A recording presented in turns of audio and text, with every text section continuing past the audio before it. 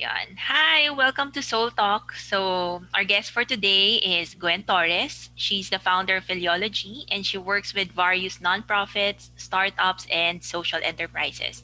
We will be talking about her journey in rediscovering the Filipino culture, reviving the livelihood of the indigenous people, and reconnecting local artisans to the market through transformative and innovative leadership. So, welcome, Gwen. Hi. Ayun. How are you? How's life? And what's keeping you busy right now? Let's see. Apart from the regular work, of course, with Filiology, there's the personal life of like, you know, there's the homeschool. We rescued a pup. We rescued a dog who turned out to be pregnant, so that's been taking up a lot of my time. Uh, you know, gave birth to we home birth five puppies. And yeah, and then apart from Filiology, I have a family business. There's a hotel and then a cafe and some real estate. Oh my gosh. Tapos ano pa? Actually, yung pinaka-cute dyan, yung sa puppies. Ilan weeks na sila? Yeah, I think they're taking up a lot of my time, but I don't it's weird. It's weird, because when you have a kid, you never think that you'll have time for it. Or what's weird is when I had the kid, I got more efficient and better at working. And here I am and I was just telling my kid yesterday, I have 7 kids now because I've got 5 puppies, 1 dog, and then you. And I'm like, and I'm still getting things done. I think like there's some days where I feel like I'm very I think about it and I'm not very productive. Mm-hmm. But then I look at all my kind of checklists. They're all somewhat done, and actually I kind of have to pace them out because like maybe I'm getting up earlier and then I'm done earlier. I don't know, but something happens.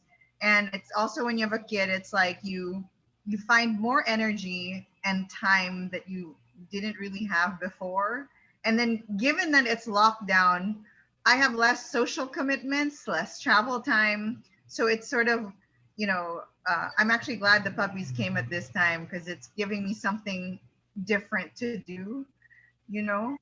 Oo. Saka Um, kakaibang experience rin to actually assist uh, uh, a dog in giving birth. Tapos nandun kayo mag-ina to witness that and to share that joy with Fita. Her dog's name is Fita. yeah. Yeah, Mm-mm.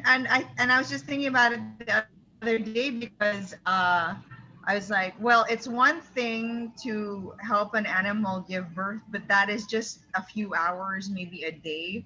The whole thing after is a total commitment and like a problem solving and a lot of, I want to say, empathy, because I feel like because I've had my own, I look at the dog and I'm like, okay, you look tired. Let's take a break. Or you look like you're hurting. Let me give you a massage because I know how it feels to breastfeed and the fatigue and kind of like, there's days where she doesn't want to. And I'm like, oh my God, I know how that feels. Yeah, let's take a break. Let me bottle feed them first. Maybe there's only been like a day where I've had to kind of take over some shifts like that. Oo. Pero it's really amazing that somehow time just presented itself despite the busy schedule, the hectic responsibilities, 'di ba? Parang yes, the puppies were kind of sudden. Pero Yeah. in some miraculous ways you were able to find time to even take care of Vita and the rest of the pups. So that's also wonderful. Parang ano rin siya, it reminds me of one of the guests from Soul Talk before. She's also a mom and she has a full-time business and sobrang busy rin. Sabi niya, yung oras talaga naayos rin eventually, naayos. In some ways, things become more effective and efficient. So you are actually saying the things that she have shared before. And I guess it comes with being a mother, with being a Yeah, and mom. I and like I'm a big believer on, and I think most of my life, I've been known to overextend myself, and maybe to the point of being super stressed out. But what I'm learning over time is, one is you need to trust that things don't need to be fully in your control. Like it's almost like I'm getting better at, okay, something unexpected is coming, and then you take a pause and you're like, okay, I can choose to get really stressed about this, freak out, because I was thinking about this situation with the puppies, and I know that the rescue group was concerned that I'd have like a very parang negative reaction, like, why didn't you check the puppy, why didn't you tell me, I was adopting a pregnant dog. I could have taken Yes. it there. Mm-mm. As with any life situation and any challenge that presents itself, you have to choose: is this a fight worth fighting? Is it a principle worth fighting for, or is it a challenge that's going to push you? So parang for me, it was more, there was no principle that I needed to kind of put my foot down on, because it wasn't a matter of lying or cheating, because if that was the case, then I would have really complained. But then this is a case where this is an organization that is trying to do good, and they cannot, and again, the empathy part is they cannot know everything. And so me being like, okay, I wanted to rescue a dog, and that meant, what's my commitment to you as a dog? Diba? You're Mm-mm. mine. I will take care of you regardless. And so then I was like, all right, let's do this. And I didn't know where everything was gonna come from. And then I started to decide, let's look at the joy this is going to bring. Let's look at the learning, that it's going to bring. And then in these times of COVID, also, it's kind of like, we're all thinking about work. We're all thinking about missing connections, missing the touch of other people, diba? And then I was like, well, that's funny, because the universe responds in very strange ways.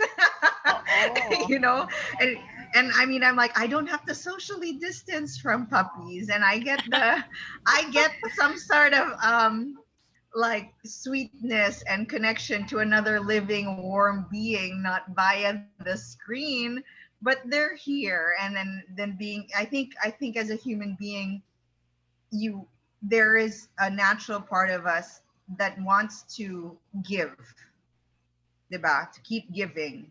And in these times, it's so hard, diba? That we're almost all kind of now on survival mode, and that energy of generosity might is there, but it's also very scary, because to make that choice to be generous with your time and your resources, it's scary, because you're like, but I might not have it, right? Mhm. So yun, parang I started reflecting on that, and I was like, well, I didn't think I had it, but you know what, I trust in whatever challenge comes, and I'm going to figure it out, and then ask for help Oo. where needed. Siyempre new Yeah. time 'yan, eh, first time mo rin magkaroon ng ano, eh, pregnant rescued puppy tapos buntis pala siya, ayun. Pero it's good that, Yeah. you made the choice to look at the good things, at the joy that the situation brought, and the learnings that you could actually get, and it returned a hundredfold. Parang ang saya-saya, and every time you It post about is. the puppies, about Vega, and the learning experience of all this, parang sabi ko, ang ganda, parang nakaka-uplift. So just by posting those things, you're sharing that joy, and that's really wonderful. Ayun. Well, Yeah, and we have to let them go eventually, and so I think it's a great learning opportunity to teach or model for my kid that unconditional love. Yung tipong, I expect nothing back from these puppies. Yeah. wow, that's nice. Do you think these were also the values that inspired you to start Filiology? Um. Yeah. I think it wasn't. when I started Filiology, it didn't come from a place where there was somebody in need, Mm-hmm. another person in need. It was more of I needed this again, this connection, because I've been far away from this country since childhood. And my grandfather was very nationalistic.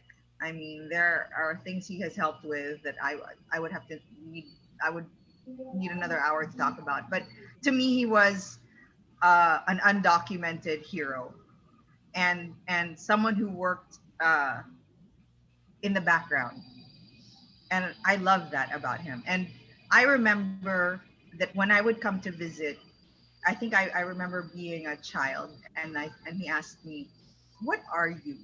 Are you Filipino? Or are you American?" Because at that point I knew no Tagalog.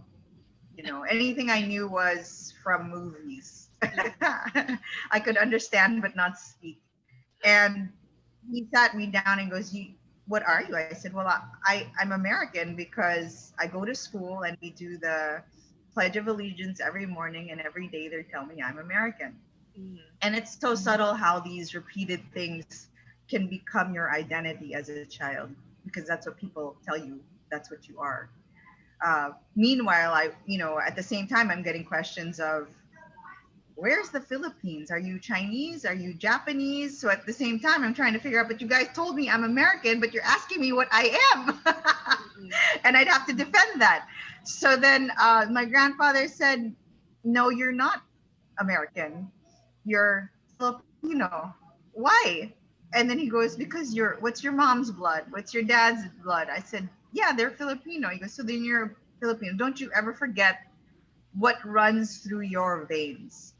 And I've spent a lifetime in the States as not defending, but kind of communicating what the Philippine culture was. I refused to be treated as this minority that nobody knew. I always felt it was I don't know, my duty to educate people. Like even at like 6, and someone's like, or 10, "You guys live in trees?" And I'm like, "No, this is yeah, it's a true story." Somebody asked me, "Do you guys live in trees?" This is in the 1980s, and there were not many Filipinos in my area at the time. There were a lot of Chinese, Japanese, and I would be competing against academically the brightest Chinese and Japanese people, and Americans, and Jewish people. And some of my closest friends were Jewish, Persian, and and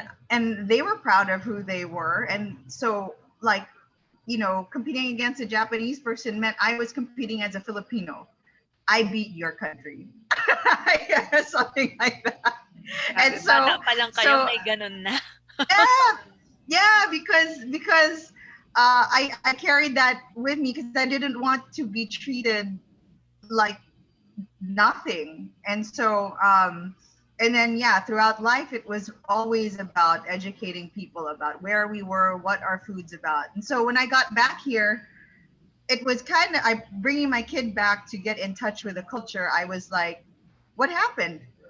I mean, BGC. I mean, actually, this is it. When I was at BGC, I was like, "Is this the pride of the Philippines?" And she was like, "Have you seen BGC?" I'm like, "Why are you so proud of it?" I walk in there, and it looks like any other city in the world. I mean, it could be anywhere, but I would not know it's the Philippines. And why would I bring my child there? There's nothing to teach her about the culture. There's nothing of us there. And then and then I noticed the media here was getting very westernized, which I was hoping to come back and find even some Filipino shows, batibot, even nothing. Oo nga 'no, wala na yung batibot. Nothing. And so I kind of took it upon myself to start traveling around with her and giving her like a real life kind of like augmented education, and Mhm. forming these relationships with these families. So I want to say it didn't come from a place of you're lacking in something and I am going to give it to you. It was more of you have a culture that I love and I want to reconnect to. And oh my gosh, um, because you're my friend, because I care about you, I want you to succeed. And it never, ever, ever came from a place where I think they have less, because honestly, I've spoken to them. I'm like, I'd rather live where you live. I'd rather be where you're at, especially your spiritual state where you are so in touch with nature. I feel stupid because I am, and I told them, there are these Mangyan kids that I work with for a little bit, and they felt so unconfident. Not they lack confidence because they didn't know technology, and they felt that their elders not allowing them to use technology gave them sort of kind of held them back. And I said, look, literacy, reading or literacy with a computer is a different kind of literacy which city folk are really good at. But that does not mean you are not smart. Your literacy, you leave me in the forest, you think I will survive. I will not survive because you can read the forest. I can't. So it's different. And then when I looked at them in the face, and they, for me as an outsider, telling them that, there was this kind of sense of pride. So when we started Filiology, it was this more of an exchange, because what I'm finding in companies maybe that are doing this kind of thing, I find that they talk about, oh, we developed the community, we did this, we did that, and I always get questions: how did you innovate them? How did you help them? I'm not. Oo. Pero ano I ha, yeah, it's a wonderful journey when you started, because it was you yourself who was wanting to rediscover the country again. And yeah, then when you found that, oh, this culture is so nice, and 'di ba, tinuturo mo siya sa daughter mo, and you want to somehow revive it and then bring it to the market through education. And that's a beautiful exchange. Exchange is the correct word actually to use, because it's really an exchange. You're getting something, at the same time you're also, you know, giving back something for them to realize their worth. And they don't need to actually be living in the city or knowing everything about tech to be worthy, because it's all innate, it's all natural in them. So that's actually wonderful. Mm-mm. yeah.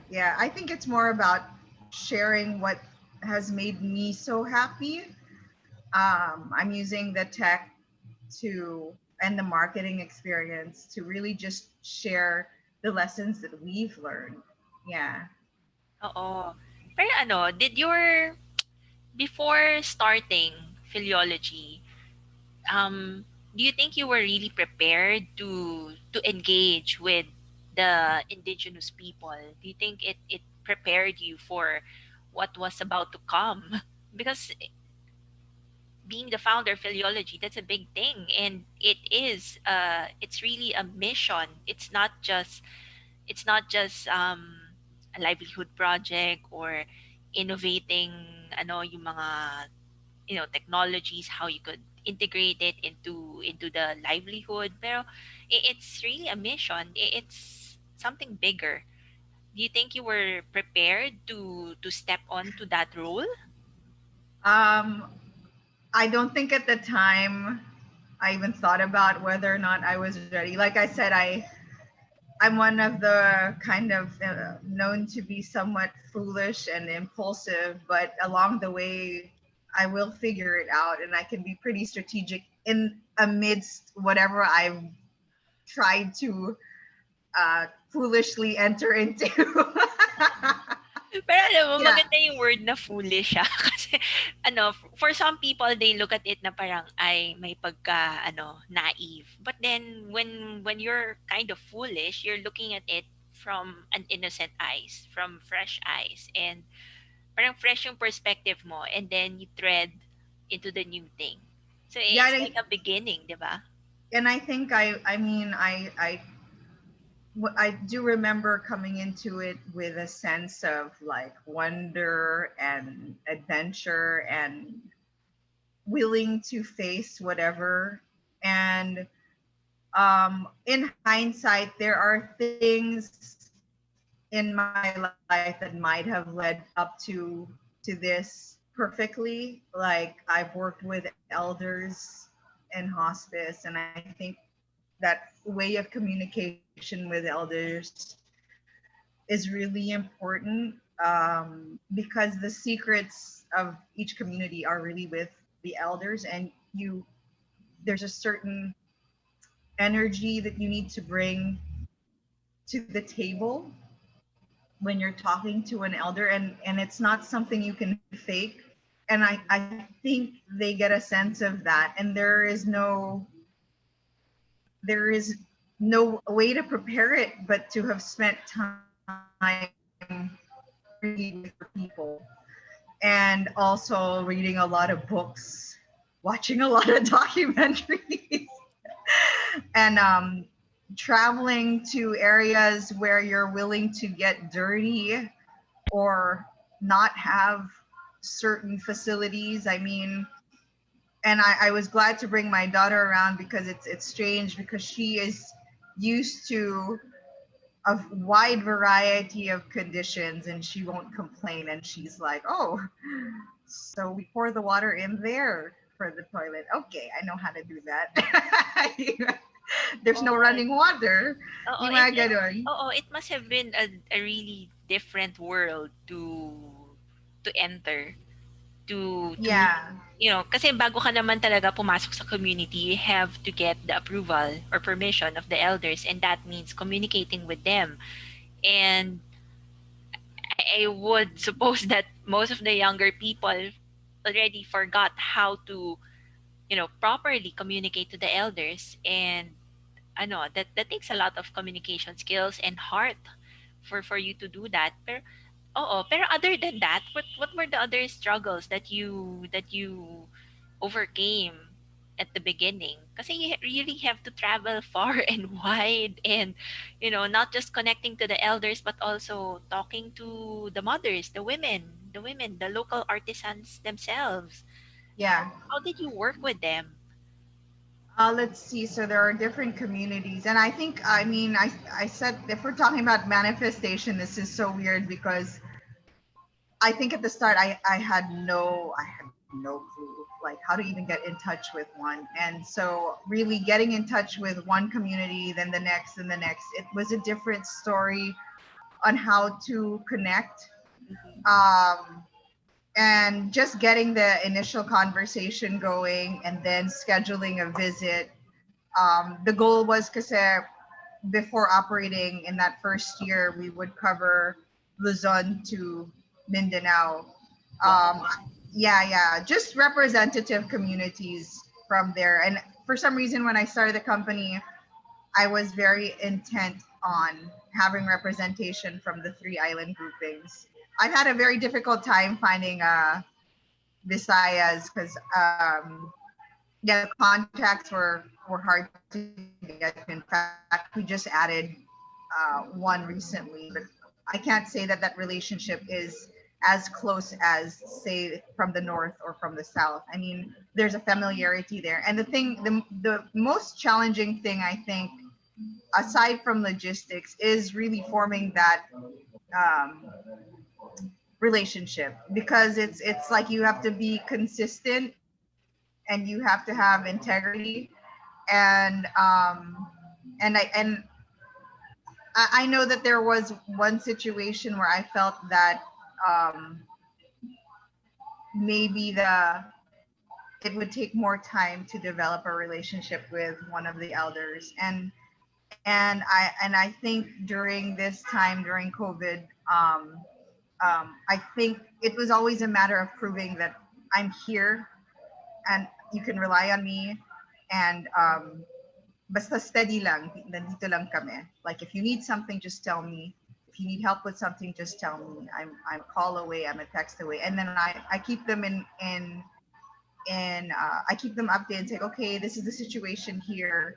Um, I can't do this, but I can do this. So offering solutions to them. And I think, what we've become is sort of a place that for the IPs, they can come and tell us, okay, we're having difficulty with this. Can you help us? So it's different for each one. While me, I'm like, well, people really like this, so can you get this to me? Yeah, and it's more advisory to them from a marketing perspective. Um, so forming that relationship again, it's that's the biggest challenge, and that consistency. Like with any relationship, really, it's like a long distance relationship.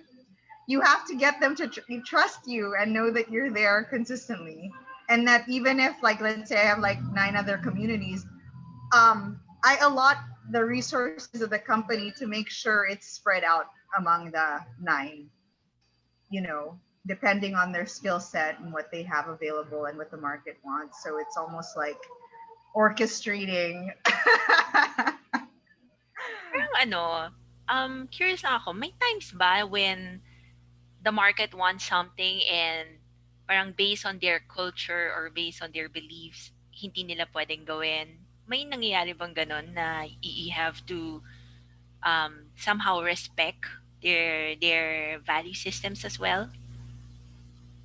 Yeah, there are situations, for example, if I went to, sometimes I'll come into a community, or there was once where I was invited to like a very holy ceremony. I have it all on video, and I think that's something that the I think a lot of the market will find interesting, but I've hesitated to post it, and I don't even want to ask for permission to post it because in my gut tells me you were invited because you were invited, not to post it or anything else. So just for your better understanding, and it's not for the public. Some things need to be kept sacred and secret, and I think that needs to be respected. So again, when you form that relationship, you're kind of gonna, you kind of get a sense. And one of the elders told me also now, I think, like, you can't just come in here and expect us to, and this wasn't directed to me, I think it was to somebody else that had asked a question. You can't just come in here and expect that we'll tell you everything you need, because it doesn't work that way.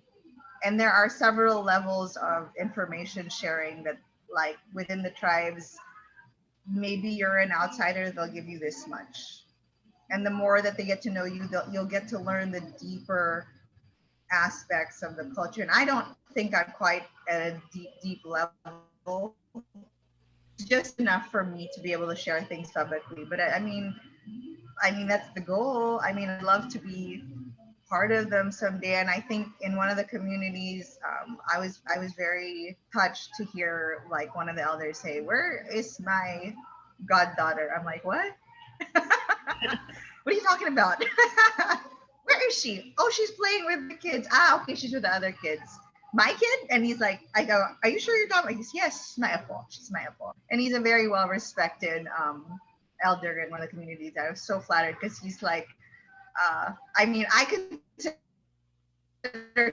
him my mentor, and and yeah, I feel very honored to have, like, a sort of secret Miyagi somewhere up in the mountains that I can visit. Yeah. Oo. Ano I suppose that's also what really touched them, the way you showed integrity and respect for their culture and for their way of life. And it takes some time to actually build trust, but I think you're getting there. Yung akala mong nandito, parang baka mas mataas pa nga eh. I don't know. We'll see. I try not to think about it. It's almost kind of like, when you're dating someone, you're like, oh, I don't want to talk about the. Oo. Pero I don't want to ano, talk about the status. oo, pero Huh? it's true that there are some things, there are a lot of things that you really have to keep sacred, and Yeah. it's not really for public consumption. And it's wonderful that you're able to discern what can you use for materials marketing and what has to be kept private. So I am sure the elders also appreciate that. Kaya gusto ka Yeah. nila kasama sa trabaho. Kasi gano'n naman And talaga I to mean, work with them. It's not you and then drawing them. I'm not perfect either. Like there are times like let's say I named something wrong or not wrong completely because they'll have like in different communities they'll spell things or call things differently. So I can never tell which one is the right one. So parang but this one said this one said that. So how do I make sure none of these because then there's like a larger group. There's a large tribal group, but within there are subgroups which may not Oh, necessarily agree on what to call gano'n pala something. 'yun. Yeah. So I mean, there's that and representing uh, different ideas or thoughts or traditions. So that it's very tricky. But again, in my head, it's just give homage to all and explain succinctly that there are Oo. different. And then I know like there's like some patterns. I think this gets to be a little bit controversial. Like some patterns, for example, I think there's some big controversy about some patterns being used for tribal burial or things like that. Okay, so that depends on what community you're working with or who you're working with. It can't be like, for example, in one of the tribes, I was asking, "Oh no, is this one? Because you gave me this for like a headband, and isn't and and parang the written description is that it's used for parang mourning during death, ganun ganun." And then I was like, I can't sell this in a headband. What if somebody you know but you gave it to me for permission with your permission. They're like, yeah. But the thing is, um it's almost like something lost in translation because in maybe in some or most tribes the idea of death is transitory, or the when you're mourning someone, it's not they're not dead like what we know in the sense like it's more of a passing on. So it's not a big deal for so you Oo. mga ganun na parang it might have been maybe put in a headband because like it's a feminine thing because usually the women wear it. I don't know. And then like for example, there's this star symbol, yeah, and they will use it in death, in peace packs, in very prestigious ceremonies. But then they put it in a mask recently, and I'm like, wait a second, why is that there? And then what it was explained to me was that star is about the soul, and that is why it's in a lot of rituals and ceremonies because your soul goes through all these things, and it's just really a reminder that you are a star. So if it's on your mask, it's basically telling you, yeah, your soul is undergoing this period where yes, you got to think about everybody else. Be conscious of that your soul, you're transiting through this life. Do your best. Ang ganda, ang ganda niyan. Kasi I also believe that the life that we have right now, it's like a long movie that we just have to somehow make it to the end. And then ano na, great passing na towards the next. So Yeah. this is temporary. This is not the permanent life of our soul. So ang ganda that even the IPs would have that kind of um beliefs, and I it's think, one, yeah, oh, ang ganda that I you're think that communicating it to your audience as well. I think they're more in touch with it than we are, and I think even the animals are more in touch with the idea of what life is about because and I think I talked about it recently in a recent talk, like mainstream, because I think we've lost sight of you know what it means to be here. I mean, everyone wants to be everyone is reduced to a number. How many Instagram followers you have, how many likes do you have, how much do you have in your bank account, how many square feet, square meters is your place. How many cars do you have? And for me, I've never really subscribed to that kind of metric.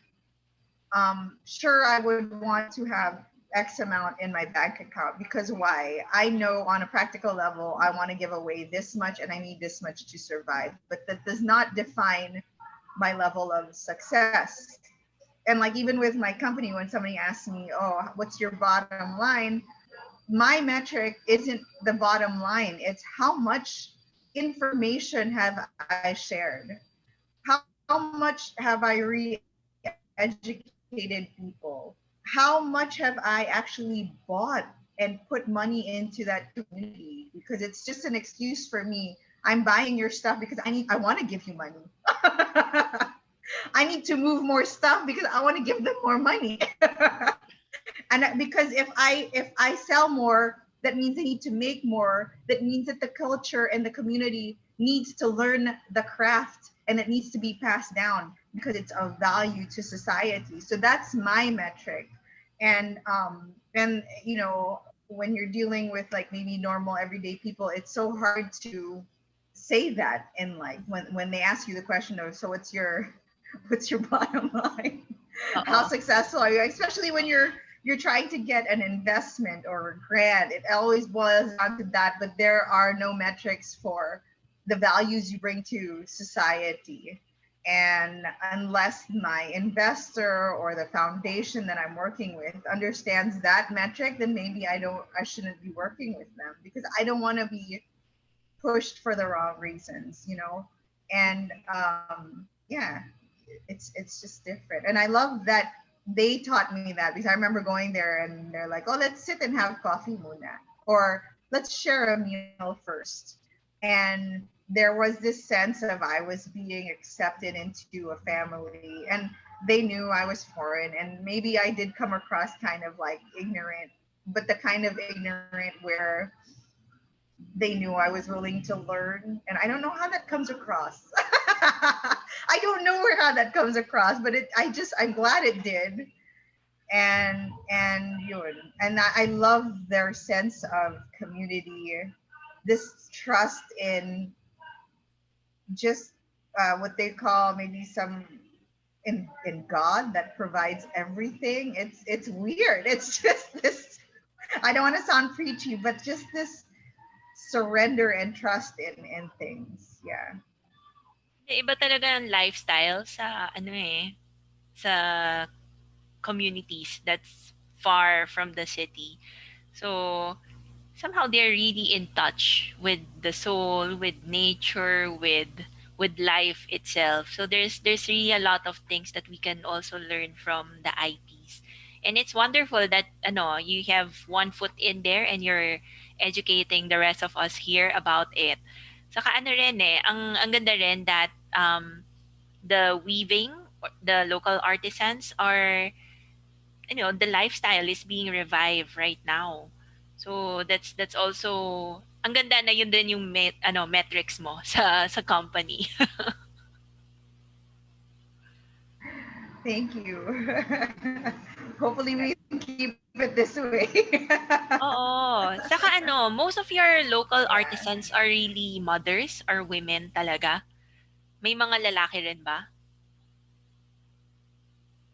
So there are mostly women, mothers, but you know what? In some communities, there are students that are male, the younger generation. Because I want to say there's two communities specifically that have made it a point to make the crafts part of the curriculum, and it's not so much our doing as it is we are trying to support their efforts.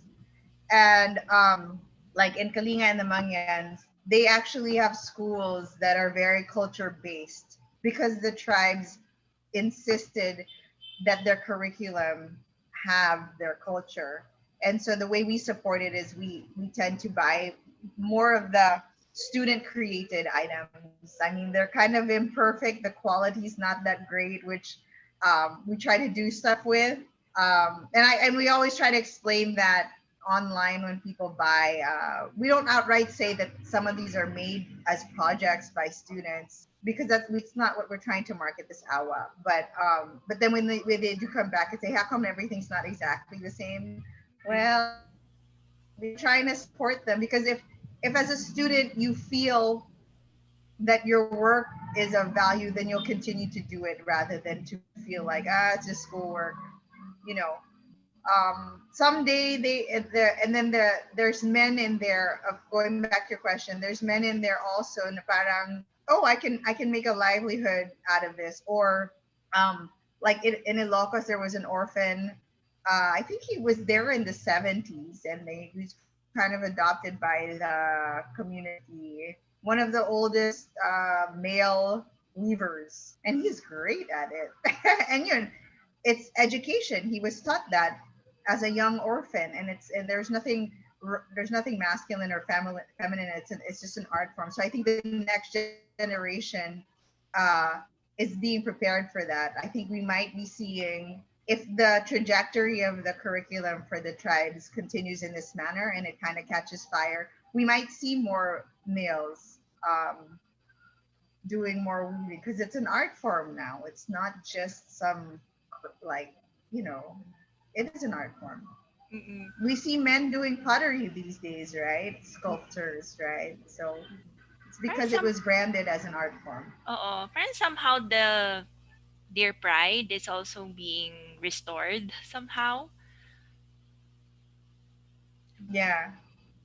Yeah, and I think it's the words we use to communicate their culture. Like, that's why I keep insisting that people stop saying we're helping them.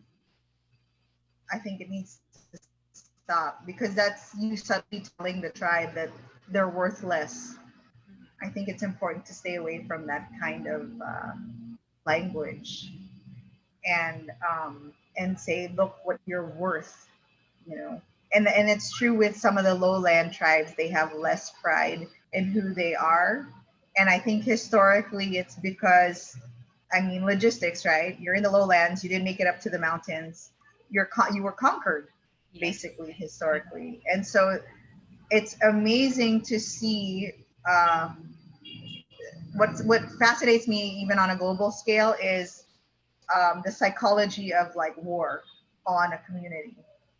And so you see that in the lowland tribes, that they've been conquered for hundreds of years, and there's that sense of, oh, I have nothing to offer, I'm just going to go beg, I have no skills.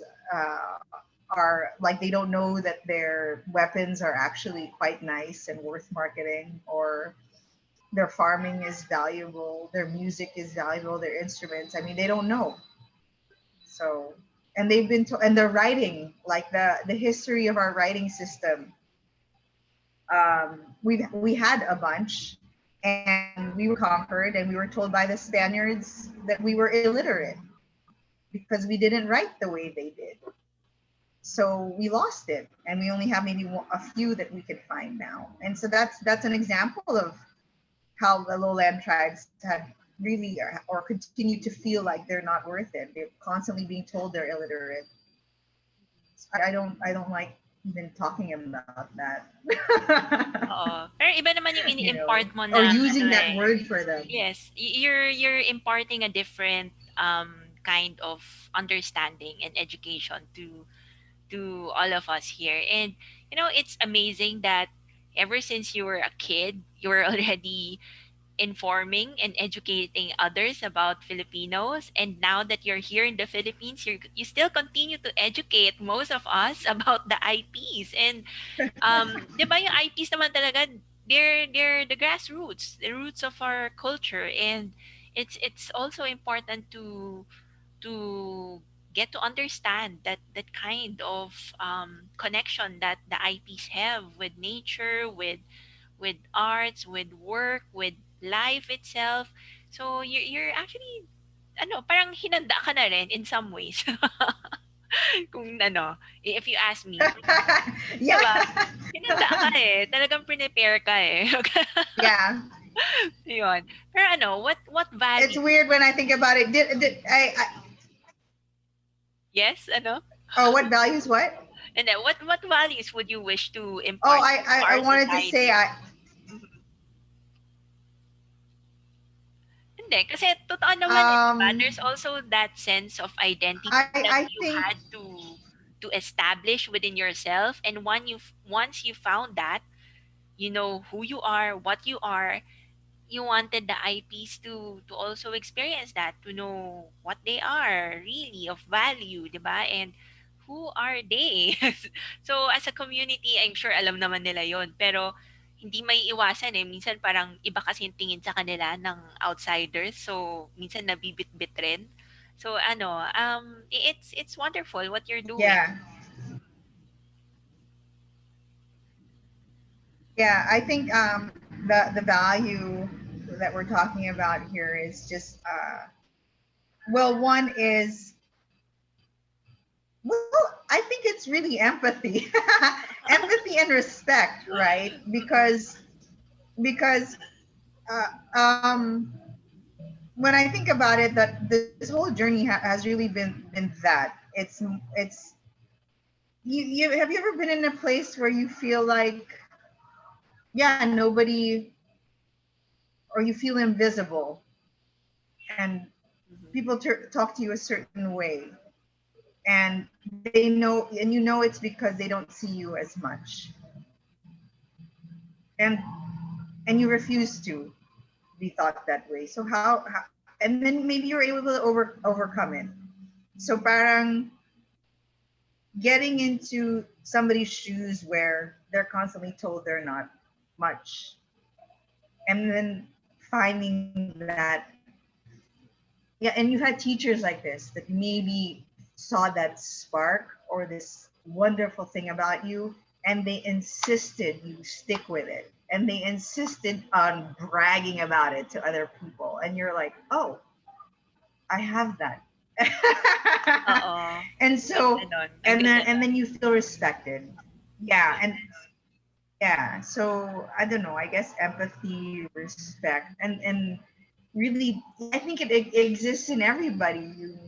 You dig, and you dig, or you don't never allow anybody to feel like they're not a star.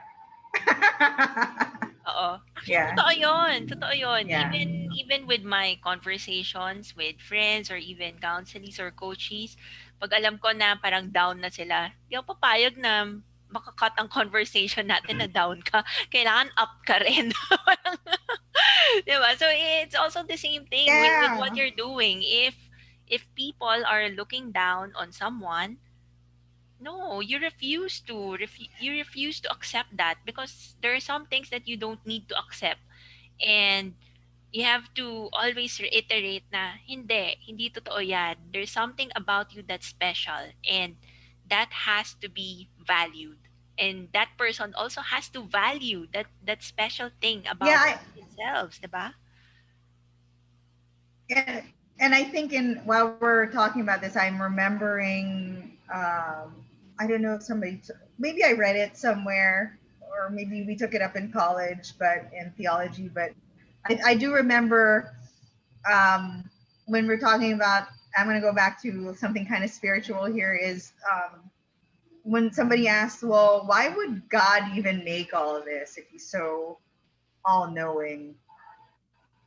And then one of the answers was, well, if you know God created these things to kind of reveal himself, and I thought that's such a weird way to put it. I never understood it, and then I realized when I put it into maybe the perspective of an artist, right? And you create things because you feel compelled to, and every time you create something, you get to know yourself more, and something is reflected back through your creations. And I don't really subscribe to God being this one being, but like, let's just say maybe he is, or the universe, or life is like revealing itself. And what a wonderful way to take on life. Like, okay, I'm here, and my process in life is every day, and I'm not perfect at this. This is, I wish I kept this in my head, is if life is so short, wouldn't it be wonderful to create it like an art, where every person that's put in front of you And everything that you do is filled with this self discovery of like how do you make this person like feel or see or be, you can be like a mirror and reflect back, look at how much beauty you have, this is you because I see it, and in you seeing it in somebody else then you find it in yourself. So it's this wonderful revelation all the time. You get it? It's like an opening all the time and this wonderful flow. I don't know if I'm Mm-mm. talking about it right. It's kind of Hindi, like tama. Hindi, it's it's hard to also true. explain. It's, I had it better in my head.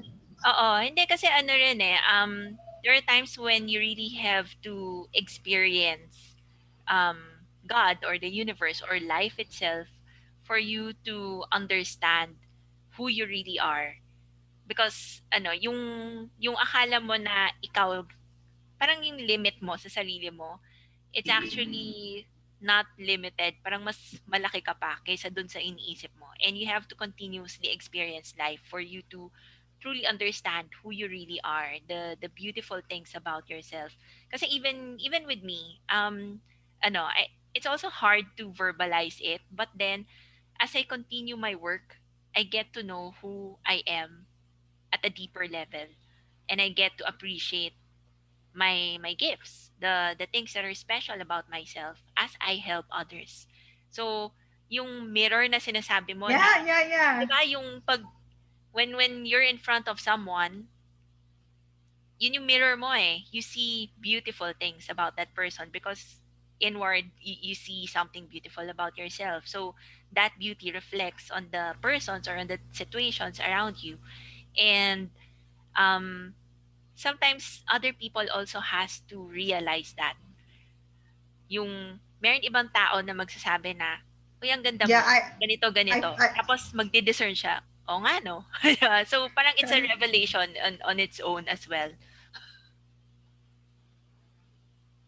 yeah, what I'm really enjoying these days is when I come across new people or especially difficult people. I mean, initially, of course, they're gonna rub you the wrong way, and then I'll take a step back, and then it feels what it feels like to me when I visualize them, and I feel like every person is like, you know, they've got all. It's like unwrapping a gift, and some of them have more layers, and it's almost like an unwrapping all the time. And some of them are a little spiky and they don't want to be touched yet, so you just kind of set it to the side, or you know, or maybe they're a little spiky and then more. Some of them probably like to attack you, and you're like, whoa, whoa, whoa, whoa, whoa, you got that to deal with. Teka lang, I'll unwrap you later. Mm. Let's let you Pero cool ano, down. oo.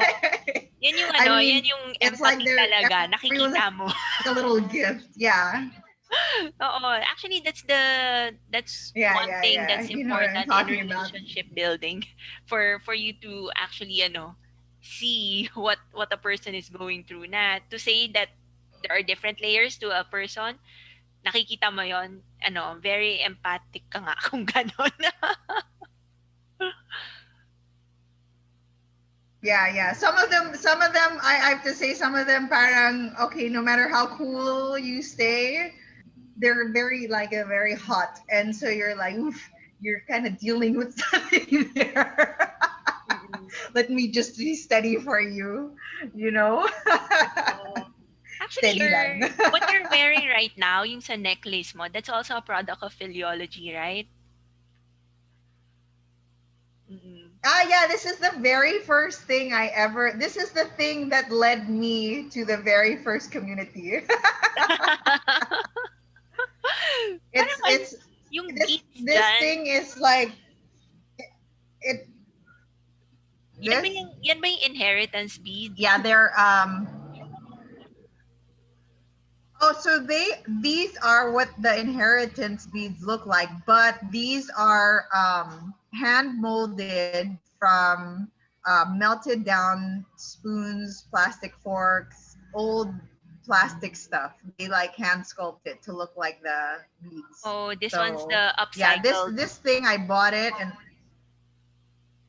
yeah, I bought this, and I think as soon as I bought this, it took me 3 months to find out where to go, And then we hadn't started the company yet. And I was like, you know what? I'm just gonna take a bus up there. Bahala na kayo. I will find my way. And I'm still at the two communities we work with. The two communities we work with up there are the two people that we kind of were like, did you make this? Did you make this? And then I mean they we've had that relationship since then. And I mean I think the first year I fell in love with them. I randomly went up several times in the year, and they're like, nandito ka na naman. Or at some point somebody was like, they're like, don't call na nga when you're about to come, just come. I was like, yeah, but what if there's nowhere for me to stay? There's gonna be some places. Say, don't worry, don't call na, because parang hindi na kailangan. I'm like, weird, okay. Parang rude Oo. pa nga if I call eh. Tignan mo naman yung synchronicity of things, 'di ba? So parang nabili mo lang siya sa market or sa vendor, and you tried looking for the person who actually created that. So that led you to those communities, and that's the beginning, 'di ba? Yung sa relationship sa communities, and wow, yun yung start ng Filiology. Yeah, pretty much. It was on a whim. It's like, let's see if we can find the source. Yeah. Kulit ko pa nga eh. I think I was obsessed with this. I think my partners must have been rolling their eyes that the first 3 months, because I was so kulit. I was like, where did we get this? And then who was standing there? Who can we contact? I went stalker mode. Di ba? How do we Amazing. find? So minsan talaga, if that divine destiny Yeah, is calling you, it will lead you where you are supposed to trek. So in Gwen's case, she had to go yeah, up the mountains and go up to the highlands. Tama no? Highlands 'yun, no? yeah. You know what? I wanted to ask you, when you feel drawn to like a destiny. I just want to compare notes. I mean, where do you feel it in your body? I just want to know where you feel it. Sa heart. I know where I do. I just want to know where Oo, your heart. sa akin sa heart. Yeah. Heart talaga. What And is then what's the sensation? ano siya eh, para siyang exciting na nagko-constrict yung sa heart. Pero alam mo na, wow, ang saya, ang sarap. Ito yon, this is it. Ganon. Tapos hihilain ka na lang. It's also the readiness of your will if you're going to act on it. Kasi not everyone would answer the call. Yeah, it's weird because I feel the excitement in my heart, and then this pull, like in my gut there is like this pull, and it's unsatisfied until, and the heart doesn't stop until I get there. But at the same time there is this sense of peace, because regardless of the uncertainty that makes my heart kind of excited, regardless of the uncertainty, the lack of knowledge, it's so weird because there's this strange sense of peace na doesn't really matter. It's gonna work out. Oo. That's true. That's Right? true. Oo. Kaya nga minsan when I find myself feeling overwhelmed and I'm pressuring myself, sabi ko, teka lang, ba't ka masyado nagmamadali? 'Di ba? Parang just do things at your own comfort level because it will happen. It's already done and it's already Yeah. given. So parang ang gagawin mo na lang is to take action so that you could physicalize the destiny that's unfolding. So just allow the unfolding to happen. So it's actually napakagaling. Din napunta tayo sa divine destiny. Ayun. Pero any last words? Perhaps visit the viewers or those who are going to watch the replay to go to your site, kung saan ba mahanap yung products mo, and before we end the conversation. Oh, okay. So well, we've got some blogs on our and the products on our website, which is www.FiIliology.com. And then the products themselves, and all of them have some sort of description and some meaning behind, and then some technical details. On if you're in the Philippines, it's www.shopee.ph. That's shopee.ph /Filiology. So those two, and then we have a stockist near UST at one de la Torre Tower, which is in La Local. And then Gourmet Gypsy has our mass on Maginhawa Street. Wow. So, anong pala, meron ka pala mga nag, ano ba tawag doon? Concessionaire? Yun ba yung tawag doon? Or just Consignees. Yeah, it consign? kind of lessened because of the COVID. There were more, but it's hard times. Oo. Ayun. So, we just adjust through the times. And it's Yes. good that you've already started the online thing even before the pandemic. So, at least maayos na rin yung systems nyo with that. You don't need to shift Yeah, so much. actually, Mm-mm. yeah. It's funny because we stopped doing events and I stopped expanding to physical stores last year. So parang, I don't know, Nagsakto. whatever. Nagsakto siya. Ayun. So, thank you so much, Gwen, for you know, giving time for this one. And I truly appreciate you and I love your work. So, I'm Thanks. sure continuous pa rin naman yan. And I hope your puppies, the five ones, will Yeah, go to good families. I am waiting for that. Iiyak kayo. I Oh. know. I think I might be crying. Ayun. Thank you so much once again. And Thanks, for Michelle. those who are watching Soul Talk, I hope that you've learned so much from this. And I love it. I personally love it if it's about divine destiny. Um, because not everyone can see it, but everyone has it. So, ayun, I'm encouraging you. Whatever is calling out to you, answer that call. All right? So, thank you once again.